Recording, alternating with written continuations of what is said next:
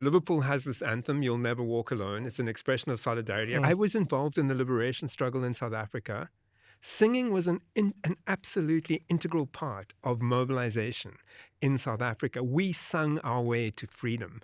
If you were marching down a street and there was a line of cops, at the end of that street, and things could get very, very nasty, that sense of the crowd's bond and the power it generates, a spiritual bond that kind of lifts people to imagine, as what David was saying, the collective being greater than the sum of its parts. That was very, very powerful there. But I hate to sort of, it sounds like you're demeaning something that meaningful by comparing it with football. But I do see that in a football stadium, people are singing hymns.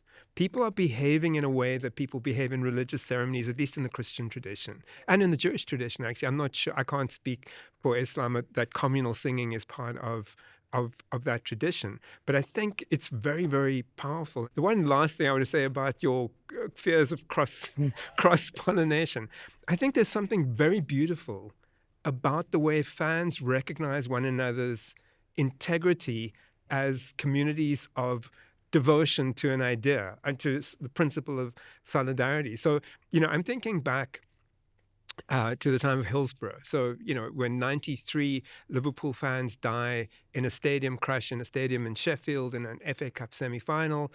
And I remember seeing the TV clips at the time from the following, a few days later, from stadiums in Barcelona, in Milan, of a number of other places, of fans singing "You'll Never Walk Alone." Fans who didn't speak English were singing this expression of solidarity.